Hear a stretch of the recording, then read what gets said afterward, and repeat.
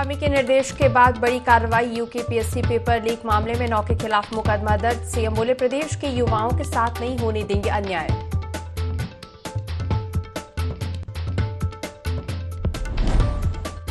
राज्यपाल गुरमीत सिंह ने दून स्वच्छता चौपाल का किया शुभारंभ। आधुनिक तकनीक से बने कूड़ा निस्तारण उपकरणों का भी किया निरीक्षण। कहा अपने क्षेत्रों को स्वच्छ बनाने का ले संकल्प।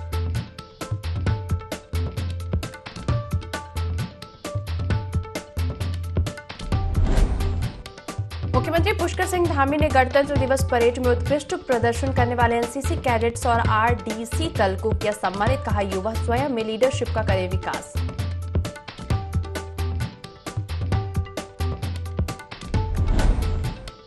और देहरादून एसटीएफ ने फर्जी डिग्री बनाने वाले मुख्य आरोपी को किया गिरफ्तार। एमबीबीएस के छात्रों को मुहैया कराता था फर्जी डिग्री। पिछले लंबे समय से चल रहा था फरार।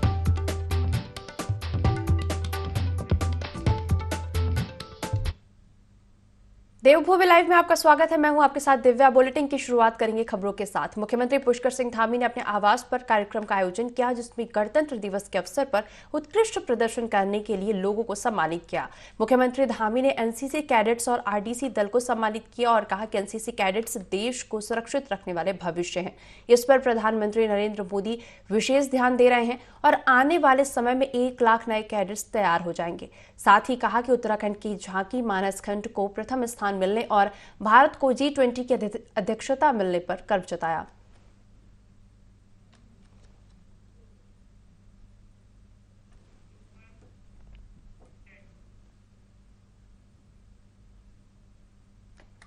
देहरादून छावनी परिषद ने 2 दिवसीय दून स्वच्छता चौपाल का आयोजन किया, जिसका शुभारंभ राज्यपाल लेफ्टिनेंट जनरल गुरमीत सिंह ने किया। इस दौरान राज्यपाल ने विभिन्न स्टॉल्स का निरीक्षण कर सराहना की। साथ ही आधुनिक तकनीक से बने कूड़ा निस्तारण उपकरणों और प्लास्टिक वेस्ट से बने उत्पादों की जानकारी दी। इस दौरान राज्यपाल ने कहा कि उत्तराखंड में पर्यटन की अपार संभावनाएं हैं, लेकिन पर्यटन को आगे बढ़ाने के लिए हमें हमारे पर्यटक स्थलों पर साफ सफाई रखना बेहद जरूरी है। राज्यपाल ने कहा कि उन्हें पूर्ण विश्वास है कि हम इसे 2 दिवसीय चौपाल के माध्यम से सभी नगर निकायों के प्रतिनिधि एक संकल्प को लेकर आगे जाएंगे और अपने क्षेत्र को स्वच्छ बनाकर उसको उत्कृष्ट बनाएंगे।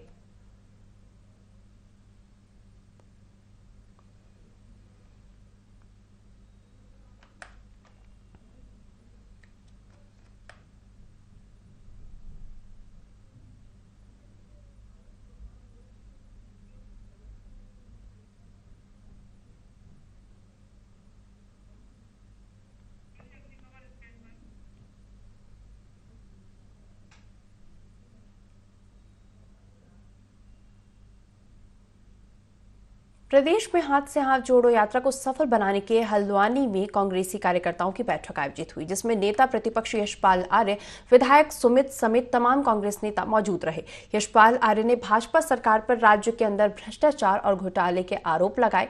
उन्होंने कहा कि हाथ से हाथ जोड़ो यात्रा के तहत सभी कार्यकर्ता घर घर जाकर भाजपा का भ्रष्टाचार उजागर करेंगे। महिलाओं के साथ मानसिक और शारीरिक शोषण से लेकर पेपर लीक मामले जनता के सामने रखेंगे।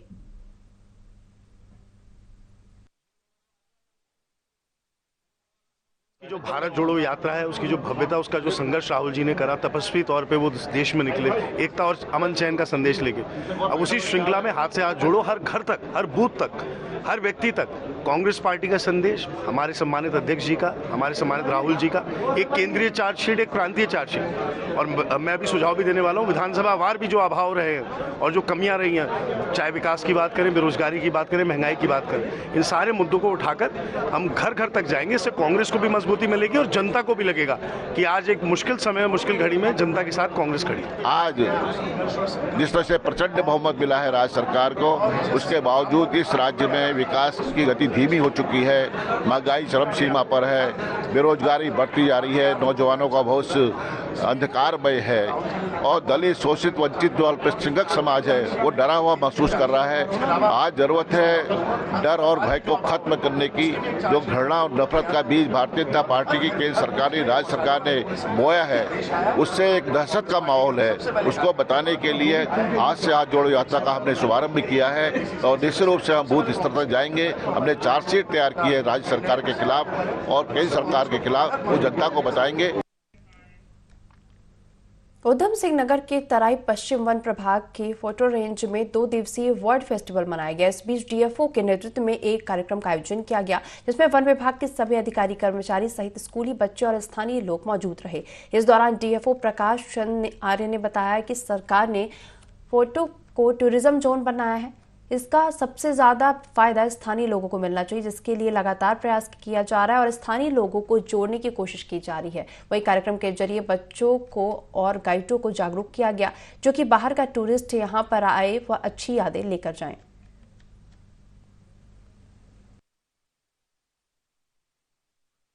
सरकार ने अगर ये एक टूरिज्म जोन बनाया है तो इस जोन का मैक्सिमम फायदा स्थानीय लोगों को मिलना चाहिए। तो उसके लिए हमारा लगातार प्रयास है, स्थानीय लोगों को जोड़ने की कोशिश हो रही है। इसी क्रम में हमने आज जो हमारा ये वर्ल्ड फेस्टिवल 2 दिवसीय वर्ल्ड फेस्टिवल था, इसमें इसी क्रम में हमने आज बच्चों को इसमें शामिल करना जरूरी समझा। हमने कहा कि जो स्कूल के जो बच्चे हैं, उन बच्चों को अगर हम यहाँ पे जागरूक करने में थोड़ा सा भी सफल हो गए तो ये हमारा प्रोग्राम हमेशा के लिए सफल हो जाएगा। उत्तराखंड एसटीएफ ने फर्जी डॉक्टर की डिग्री तैयार करने वाले इनामी मास्टरमाइंड इमलाक को गिरफ्तार कर लिया है। आरोपी इमलाक को अजमेर से पकड़ा गया, जिसके पास से कई फर्जी डिग्रियां, जाली दस्तावेज और मोहर बरामद की है। पकड़ा गया आरोपी बाबा ग्रुप ऑफ कॉलेज का चेयरमैन है।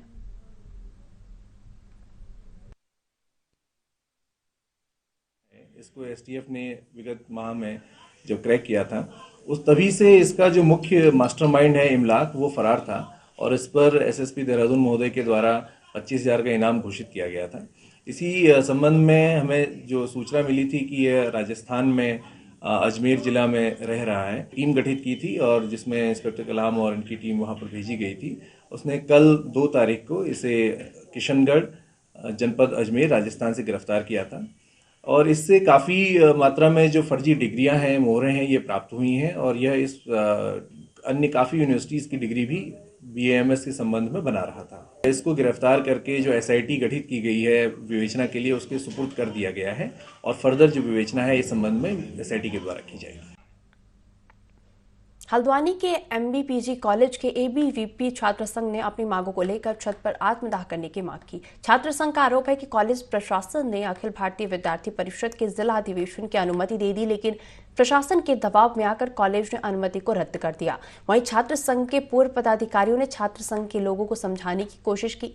पुलिस प्रशासन और कॉलेज प्रशासन के सभी अधिकारी मनाने की कोशिश में लगे हैं, लेकिन छात्रा अध्यक्ष रश्मि लमगाड़िया छत से उतरने को तैयार नहीं।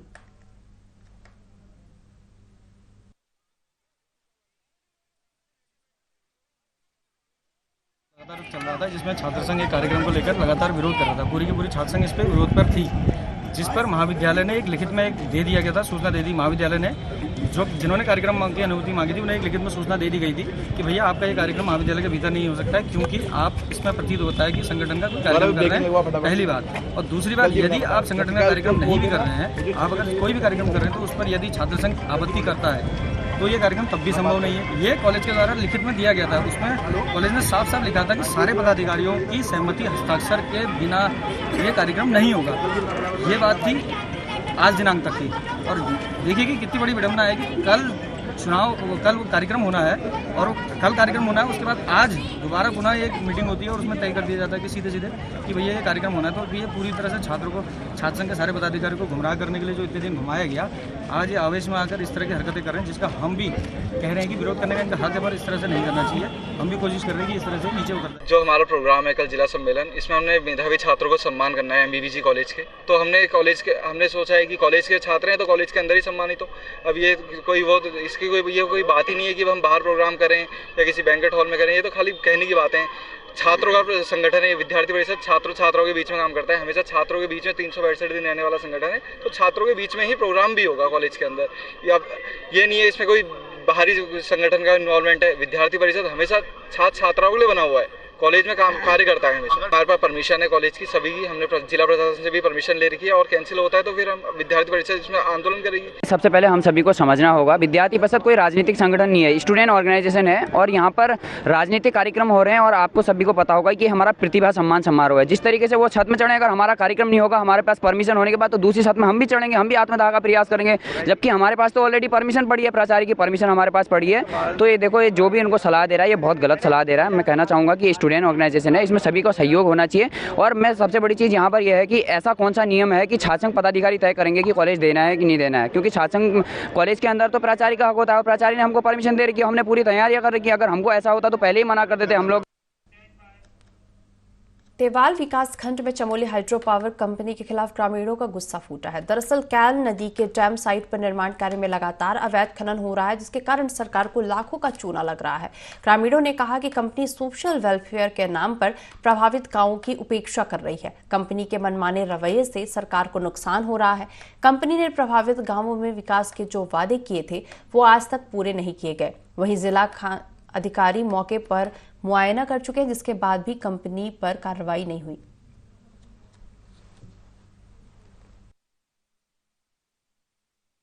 आप कर रहे हैं, मतलब जहाँ इनको चाहिए वहाँ पे कर रहे हैं। हमारा स्कूल है जैन बिस्ट्री में, हॉस्पिटल है, वहाँ पे इन्होंने कोई कार्य नहीं किया। ये जैन बिस्ट्री के उस पे पावर चमोली पावर हाउस द्वारा।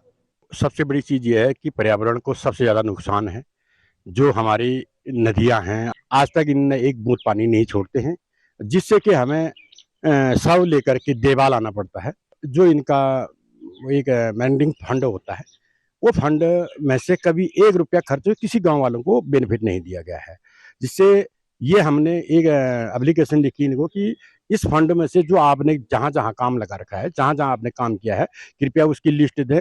और इनने अभी तक वो लिस्ट नहीं दी। फलदिया गांव वाले ने कम से कम इनको 10 एप्लीकेशन दे दिए हैं कि आप हमारा रास्ता बना दीजिए, लेकिन उन्होंने ये भी नहीं बनाया। हर साल करोड़ों का काम होता है, लेकिन ये पूरी नदी का सीना चीर करके बजरी, रेता, पत्थर सब कुछ निकालते हैं। आज तक सरकार की टैक्स चोरी करते जा रहे हैं। जो भी बाहर की कंपनियां आ रही हैं, ये बिल्कुल स्थानीय लोगों को मूर्ख बना के रखा है इन्होंने। 15 सालों से यहाँ पर खनन कार्य हो रहे हैं, करोड़ों के कार्य हो रहे हैं, लेकिन अभी तक रॉयल्टी जमा नहीं की गई है और जीएसटी जमा नहीं की गई है इनके द्वारा। और यहाँ पर लगातार देखने को मिल रहा है कि खनन हो रहा है, यहाँ पर अवैध तरीके से खनन हो रहा है। और जो यहाँ पर वेलफेयर में खर्चा होना था, वो प्रभावित जनता के बीच में ना होकर एक वसूली का केंद्र का अड्डा बन चुका है। चंपावत के टनकपुर क्षेत्र में प्रसिद्ध मां पूर्णागिरि मेले का आयोजन होने जा रहा है, जिसको लेकर पुलिस विभाग तैयारियों में जुट गया है। एसपी देवेंद्र पिंचा ने जानकारी देते हुए बताया कि 8 मार्च से शुरू होने जा रहे मेले की तैयारियां जोरों पर हैं। साथ ही बताया कि पुलिस का मुख्य उद्देश्य मेले को सकुशल संपन्न कराना है, जिसके लिए मां पूर्णागिरि क्षेत्र का निरीक्षण किया है। एसपी ने बताया कि मेले के दौरान यात्रियों की सुरक्षा के लिए जगह जगह पुलिस तैनात रहेगी और जल्द ही अन्य विभागों के साथ अंतिम बैठक कर मेले की तैयारियों को अंतिम रूप दिया जाएगा।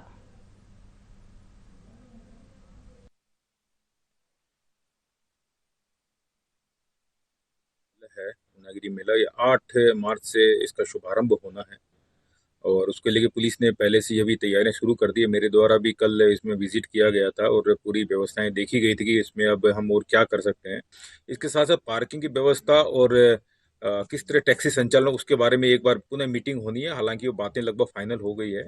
हमारा मुख्य उद्देश्य यही रहेगा कि यात्रियों की जो यात्रा है, जो माता पूर्णा के दर्शन के जो यात्री आ रहे हैं, उनकी एक तो अच्छे से हो, सुरक्षित हो, साथ ही साथ सुविधाजनक हो। अधिक से अधिक उनको सुविधाएं हम कैसे दे सकते हैं, उसके ऊपर हमारा विशेष ध्यान रहेगा। और मैं उम्मीद करता हूं कि इस बार जो हमारा पूर्णागिरि का मेला हो बहुत अच्छी तरह से सकुशल संपन्न हो। थराली के लोल्टी गांव में विद्युत विभाग ने विद्युत समस्या समाधान शिविर का आयोजन किया, जिसमें भाजपा विधायक भूपाल राम टमटा मुख्य अतिथि के रूप में शामिल हुए। शिविर में उपभोक्ताओं ने विद्युत विभाग के अधिकारियों से विद्युत बिलों में आ रही गड़बड़ियों की शिकायत की, जिसके बाद अधिकारियों ने समस्या का समाधान किया। साथ ही बीपीएल परिवारों असहायों के लिए चलाई जा रही कल्याणकारी योजनाओं की जानकारी दी। शिविर में 18 शिकायतें दर्ज की गई, जिनमें से 15 शिकायतों का मौके पर ही निस्तारण किया गया।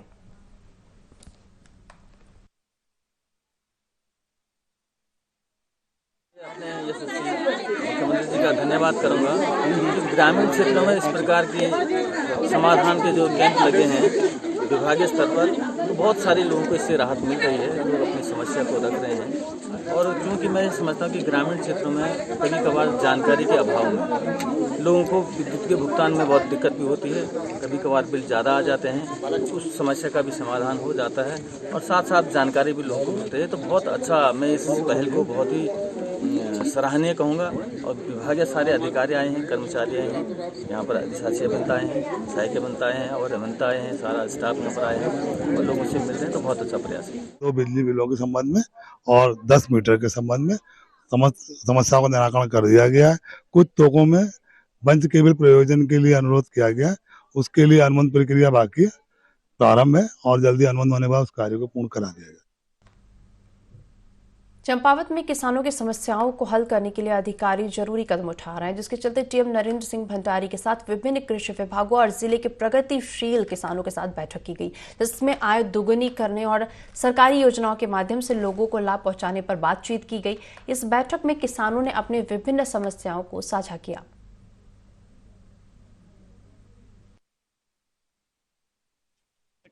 जिलाधिकारी महोदय के द्वारा रखी गई है, बहुत अच्छी बात है। तमाम किसानों को विभाग के द्वारा तमाम जानकारी मिली है और 2 महीने बाद जो दूसरी बैठक रखने वाले हैं, इसमें कुछ मुद्दे हमारे जो हैं हम उनको प्रमुखता से रखेंगे। मुझे लगता है कि हमारा साथ विभाग की लोग जरूर देंगे। एग्रीकल्चर एंड लाइट डिपार्टमेंट है, हॉर्टिकल्चर है, सिंचाई है, फॉरेस्ट है, रूरल डेवलपमेंट है, दुग्ध संघ है, हमारा मत्स्य है, मौन पालन, सभी चीज़ों पे चर्चा हुई और इसमें डिपार्टमेंट्स और किसानों के बीच में सामंजस्य बनाना और जो हमारी स्कीम्स हैं वो कैसे बेटर हो सकें। जैसे अगर पॉली हाउस लगते हैं तो उनकी ट्रेनिंग सभी की, मतलब एक शेड्यूल बना के ट्रेनिंग कराना। बहुत जगह कृषि होती थी लेकिन सिंचाई कम होने की वजह से बारिश में जो परिवर्तन हो रहा है छोड़ दी गई है, तो सिंचाई का ड्राफ्ट प्लान बनाना जनपद का, जिससे ये जो मॉडल चंपावत है, तो मॉडल चंपावत एग्रीकल्चर, क्योंकि हमारी आधी जनसंख्या लगभग आधी से भी ज़्यादा एग्रीकल्चर में रहती है, उस पर निर्भर रहती है।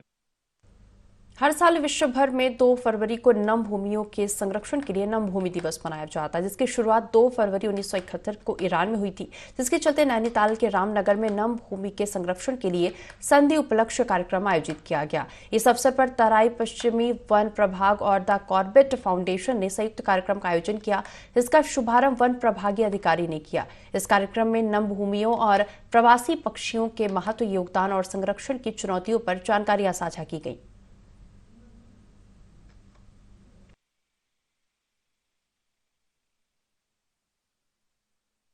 इस बार भी हर डिवीजन में निर्देश प्राप्त हुए कि सभी वन प्रभाग अपने यहाँ बर्ड वॉचिंग का फेस्टिवल आयोजित करेंगे।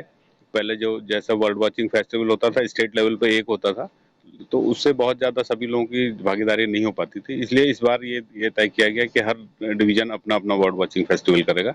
तो उसी की कड़ी में आज हम लोगों ने आज और कल 2 दिन के लिए हमारा यहाँ प्रोग्राम कर रहे हैं।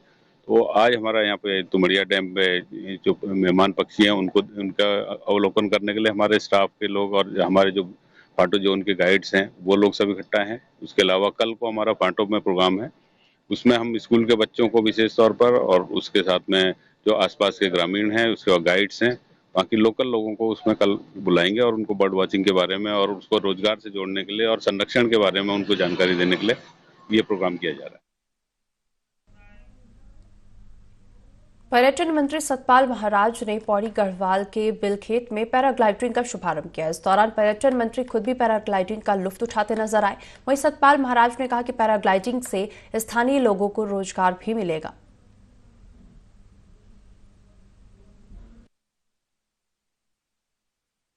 सतपाल महाराज जी द्वारा आज इस जगह का जो नयार वैली के नाम से मशहूर है, यहाँ पे साहसिक गतिविधियों को बढ़ावा देने के लिए पैराग्लाइडिंग की कमर्शियल ऑपरेशन के लिए साइट को दिया गया है। और आज हमारी कंपनी द्वारा फ्लाइंग सफारी इंडिया द्वारा यहाँ हॉट एयर बैलून का भी संचालन किया गया है, जिसमें महाराज जी द्वारा आज हरी झंडी दिखाई गई है। और यहाँ पर ये इसका विकास होने से जो हमारा टूरिस्ट है जो लंचडाउन आता है उसके पास कोई एक्टिविटी नहीं होती है, वो आगे सतपुली आकर के इस क्षेत्र में आकर के और यहाँ जो एक्टिविटी हो रही है, हमारी फ्लाइंग एक्टिविटी हो रही है, उसमें पार्टिसिपेट कर सकता है। तो ये बहुत ज़रूरी है कि एडवेंचर टूरिज़्म में हम आगे बढ़ें और जिस प्रकार से हिमाचल के अंदर बीर बिलिंग है, इस प्रकार की साइट्स को यहाँ डेवलप करें, जैसे कि पैराग्लाइडर्स हों, आपके ये एयरशिप के बलूनिंग वाले हों, ये सब यहाँ आकर के अपने अपने विधियों को संपन्न करें। मुख्यमंत्री ड्रग्स फ्री देवभूमि मिशन 2025 के तहत हरिद्वार पुलिस ने नशा माफियाओं पर बड़ी कार्रवाई की। इस दौरान पुलिस ने 7 नशा तस्करों को गिरफ्तार किया है, साथ ही 2 करोड़ 60 लाख की संपत्ति जब्त की। वहीं कार्रवाई होने से नशा तस्करों में हड़कंप मच गया। एसएसपी अजय सिंह ने जानकारी देते हुए बताया कि एनडीपीसी गैंगस्टर और गुंडा एक्ट के तहत 7 आरोपियों पर कार्रवाई की। पुलिस ने पहली बार नशा माफियाओं की संपत्ति जब्त की।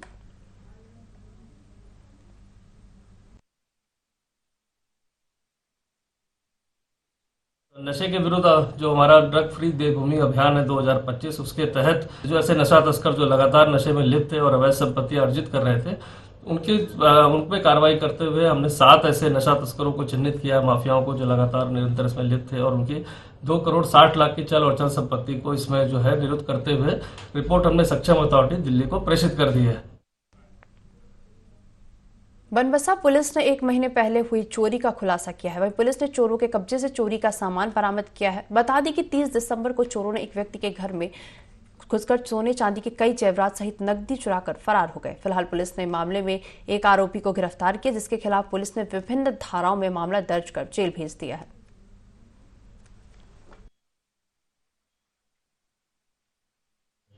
नकदी चोरी हुई थी।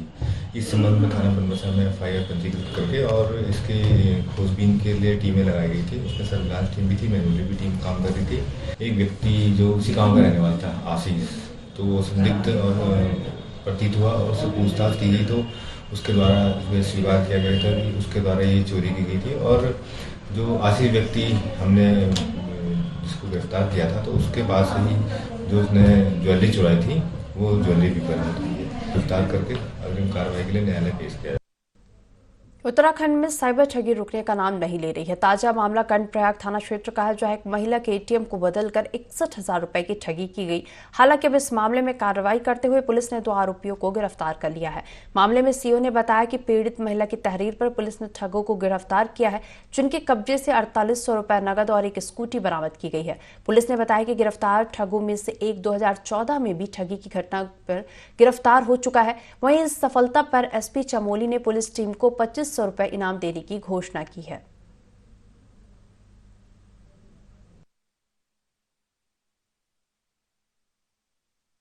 उसके द्वारा बताया जाता है कि 1 तारीख को उसके साथ एक घटना घटित होती है। वो एटीएम में आती है पैसे निकालने कर्णप्रयाग में। तो पीएनबी का एटीएम था, उसमें वो जैसे ही पैसे निकालते तो शायद उसको कुछ समझ नहीं आ रहा था, तो उसी की हेल्प के बहाने एक व्यक्ति अंदर घुसता है। हमारी टीम इसमें इंस्पेक्टर साहब के नेतृत्व में टीम गठित कर देते हैं और इनसे 4800 रुपये नगद बरामद हुई है। 2 jack, 2 power bank, 2 Bluetooth, HDFC का एटीएम में 25,000 रुपये भेजे उसने। इसने किसी और को भी ट्रांसफर किए, उधार ले रखा होगा ना किसी को, तो उसकी रसीद हमें मिली है, स्कूटी है। तो लोगों से अपील करना चाहेंगे, खासकर महिलाओं से, कि अगर उनको कोई चीज़ नहीं आती तो अपने जानने वालों का ही उसमें हेल्प लें, किसी अनजान व्यक्ति से उसमें हेल्प न लें। कि हमारे द्वारा भी जगह जगह साइबर फ्रॉड के संबंध में जागरूकता अभियान चलाए जा रहे हैं, लेकिन फिर भी देखने में आ रहा है कि लोग ठगी का शिकार हो।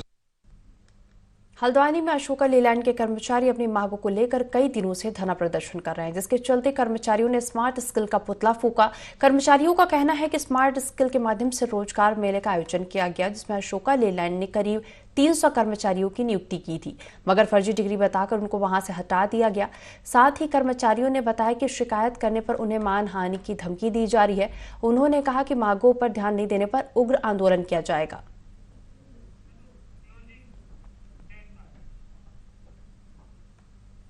इस बुलेटिन में फिलहाल इतना ही। बने रहिए IND24 के साथ।